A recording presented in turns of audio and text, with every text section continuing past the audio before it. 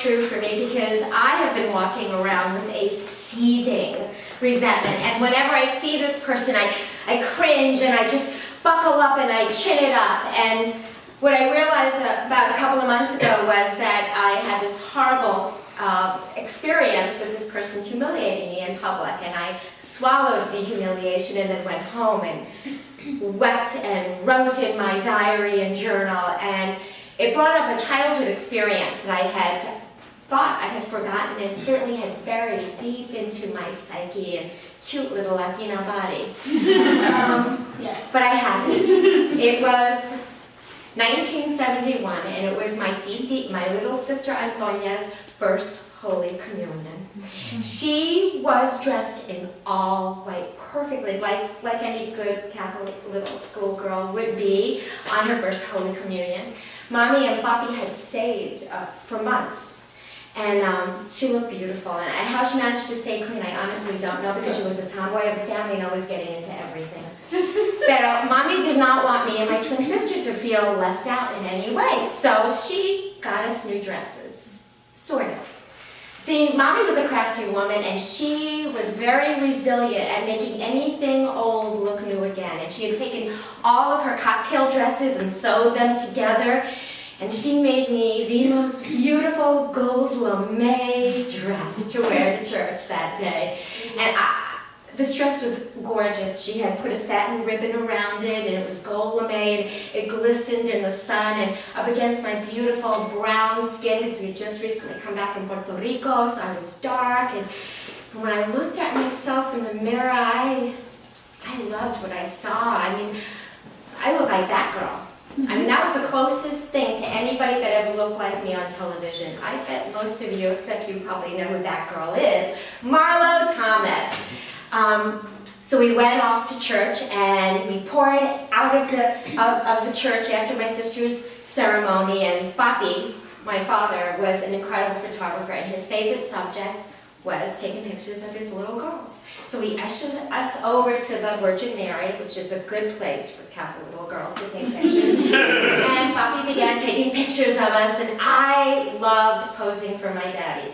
You see, my sisters and I, we would go through the JCPenney catalog, and we would pick what dresses we would imagine ourselves wearing and looking like the blonde, blue-eyed, 5'10" girl in the catalog. Not going to happen. So my sisters went off to go play with their friends, and my mommy went and changed my baby brother's diaper, and I had my Papi to myself. And I loved his total attention, and I'm standing there and I'm taking pictures, and he had an old camera, and he's like, "Mijita, I have to go back and get another roll of Kodak film." So I waited for him, and I was excited because I loved, 3 girls in the house to have my father's attention was a big deal. And there was a group of boys from my Catholic school. They were older, about maybe 2 or 3 years older, and they were walking, and probably one of their sisters had also been having her first Holy Communion. There were a couple of adults behind them, and they were walking up the street, and as they got closer and closer, one of the boys pointed to me and said, "Look, a spick dressed up like a circus monkey."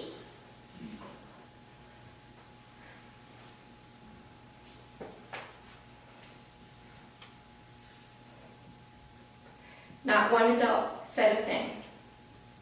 Not one adult spoke up or said one word. And they just walked by.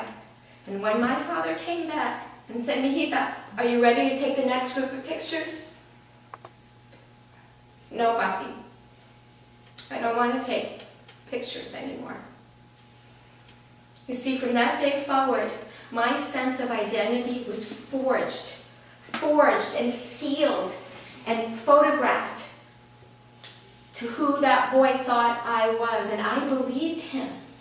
I believed what he said. And so a few days later, when my Papi took out all of his black and white pictures, he had a studio in the basement. He was actually quite talented. Only years later, after his death, when we dug out years and years of family pictures, that I realized how talented my father was. And when he brought out those pictures and my family poured over them, oohing and eyeing, and he picked up a picture, he said, "Look, Annette, look how beautiful you look." All I could see was a little monkey dressed up. And for years, I spent trying to get people to like me, to love me, to be okay, because I never thought I was good enough. I never thought I was okay the way that I looked, the way that I was. And I spent years trying to get others to love me, to like me, doing anything and everything to get them to just be okay with me. Now, I know we have all been hurt. We have all felt the sting of disappointment and have raged and felt the anger and have seething resentment and anger, and that seething resentment literally tears away every single piece of self-dignity we have. And this is where I had arrived at this night, writing and scribing in my journal, pouring myself out and seeing how much self-loathing I had about who I thought I was based on what that stupid boy had said about me. So, I realized as I kept pouring, I had arrived at some place, some pivotal point in my psyche, in my essence, in my being, and I could no longer rely on what that boy thought I was or said I was. I didn't want to believe that lie anymore. I had arrived at self-forgiveness.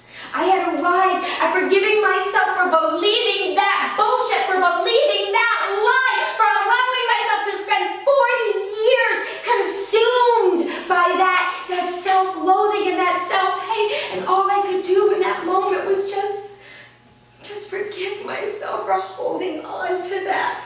I didn't need to forgive him. I needed to accept myself. And so, accept yourself. Don't give a shit about what they believe, and surround ourselves with people who either like us, and if they don't, get rid of them. And I now surround myself with myself. And when I see myself in the mirror, I fucking like what I see.